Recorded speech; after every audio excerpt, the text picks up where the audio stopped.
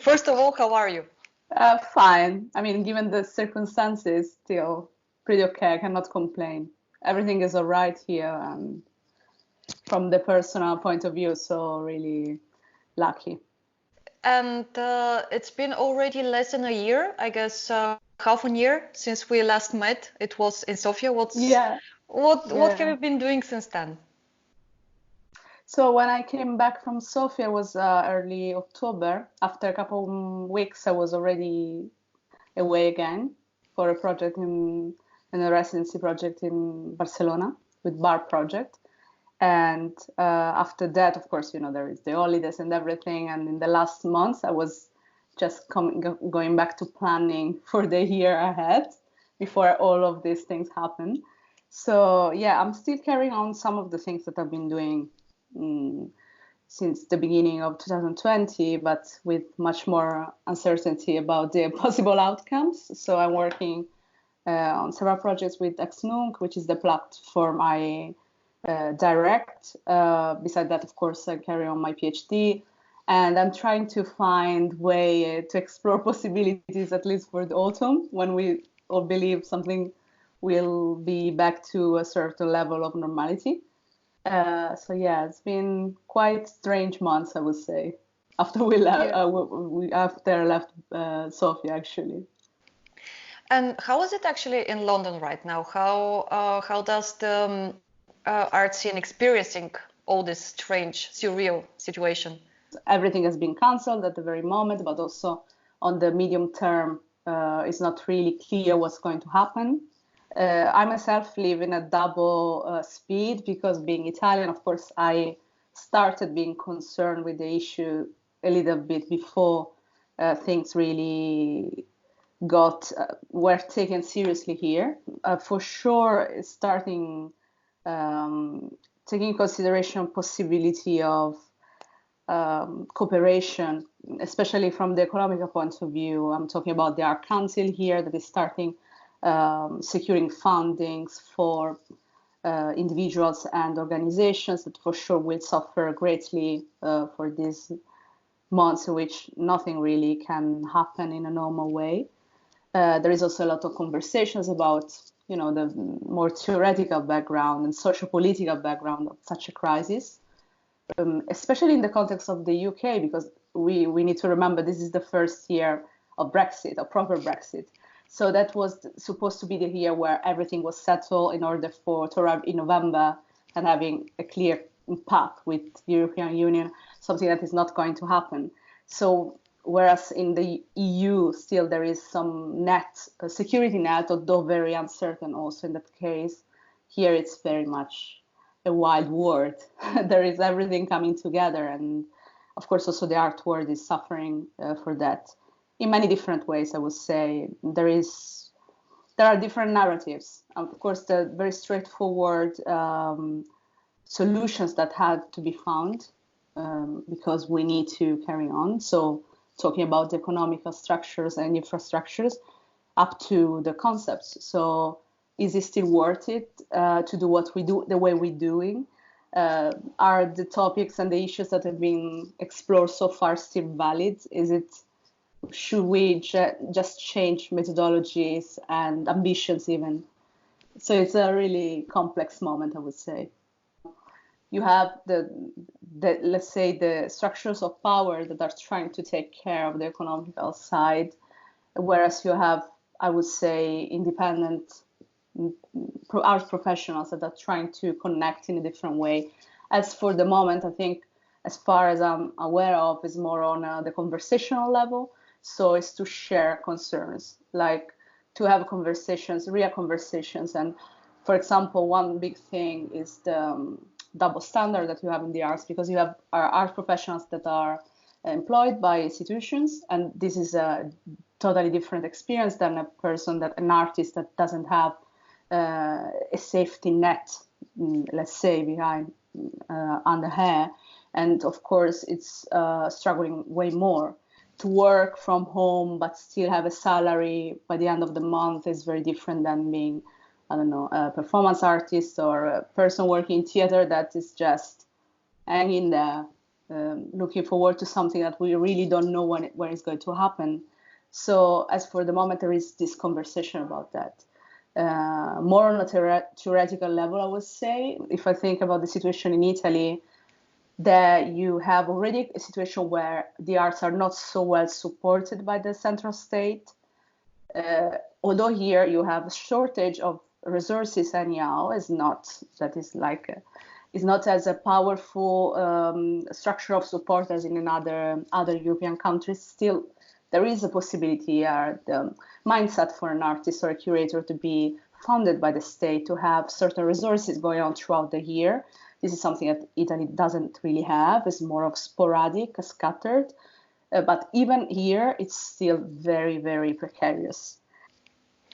And now everybody's putting some content on the internet. What do you think about this boom of digital content, and what is suitable to be online and what's not, and how can the art scene get use of these digital tools that we all have right now?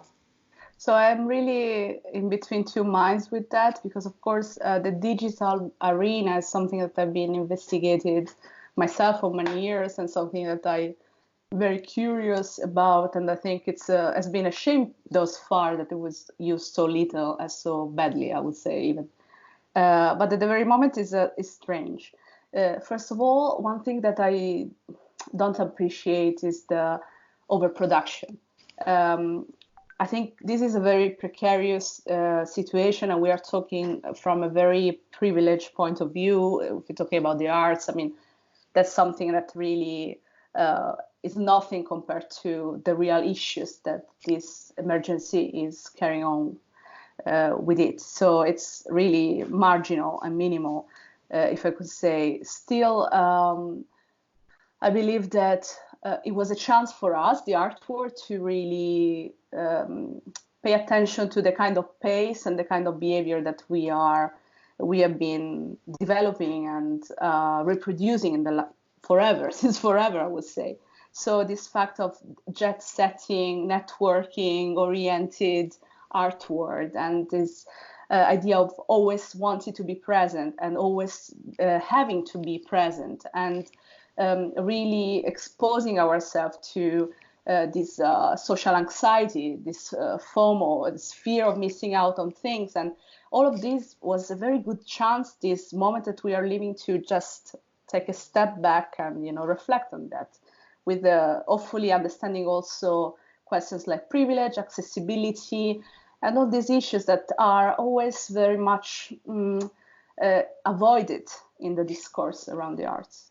Whereas this, I don't think is happening really. Rather, we are going back to the same system of reproduction and production, but through the digital.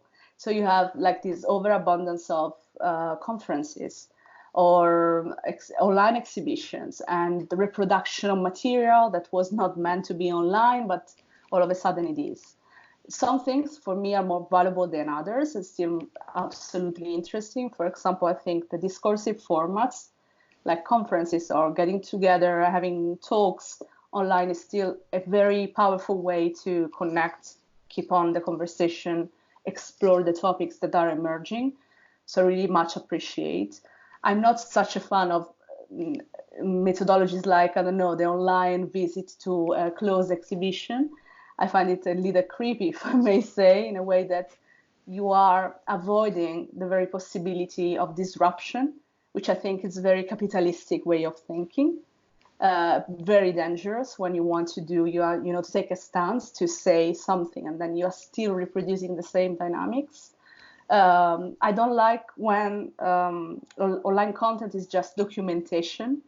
So it's not really something that it was thought, elaborated for the online context and for the kind of fruition that comes with it.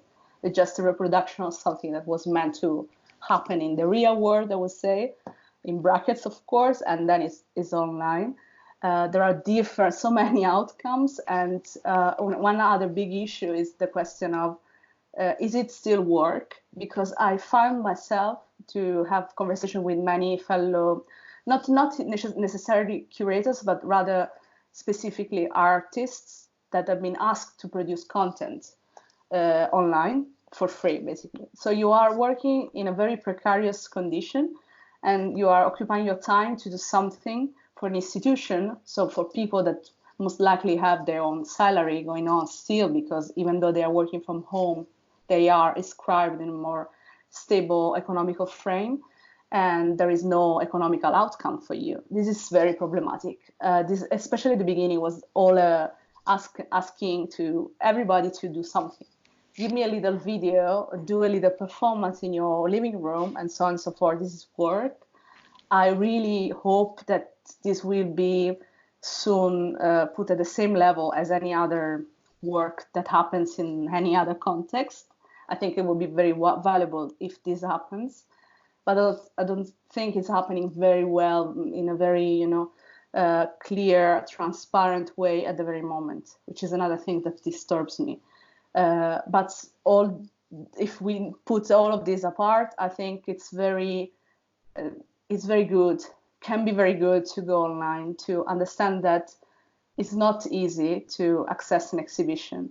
It's not always possible to travel around the world and have a chance to hear to that curator talking or see that artist performing. And some people really can make very, very good use of being online, but you need to use different methods. It's not about reproducing the same mistakes and the same systems that we are perpetrating in the outside world, outside the internet, to the online platforms. Rather, find new ways and develop them more profoundly. That would be very valuable. I think would be a very good longer-term outcome of this crisis.